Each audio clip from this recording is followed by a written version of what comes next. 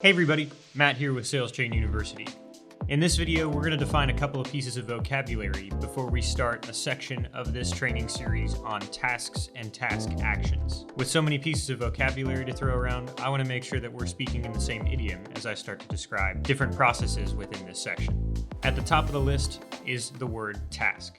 A task is a work assignment within the SalesChain system. It could potentially have multiple steps. It could be associated with an account within the system, assigned to a particular user or rep, or both.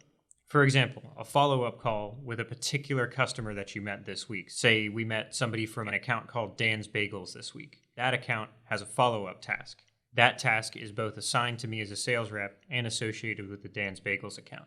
Conversely, if my sales manager assigned a task to me that said follow up with all of your Connecticut accounts over the next 2 months, that task is going to be assigned to me as a user, but not directly associated with any accounts. The next piece of vocabulary is appointments. Appointments are tasks associated with a particular point in time. For example, I've scheduled an appointment for today in the system here from 10 a.m. to 5, which is when I'm in the office recording some of these videos. Like tasks, appointments may be associated with a particular account.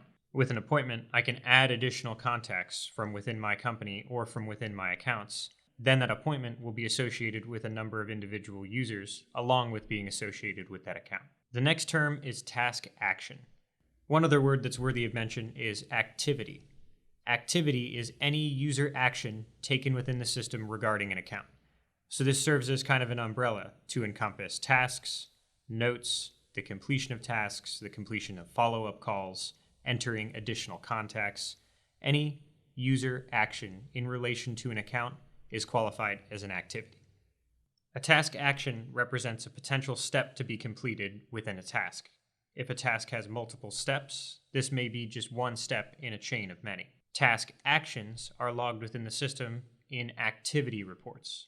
Activity reports are simply a record of logged actions over a certain period of time. They help to generate management reports and populate some of the other charting tools that we have within the system.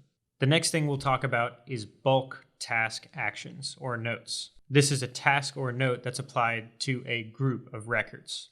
This may be applying a task to all of those Connecticut accounts in my previous example where my manager had asked me to follow up with my Connecticut accounts and assigning an individual task for each of them so that I could log the individual activity within my activity report. I could also add a note to that same group of accounts indicating that I'm performing that action on those accounts.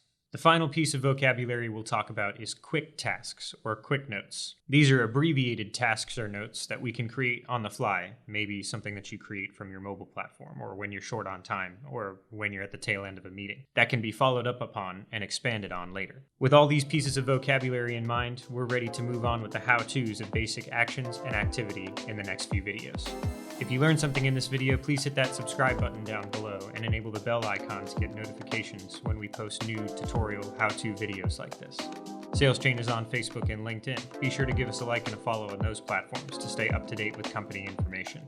If you've had a good experience, review SalesChain on Google. We appreciate any and all comments that we can get from our user base. If you have any additional questions, please feel free to call our help desk at 203-262-1611. Until next time, have a great rest of your day.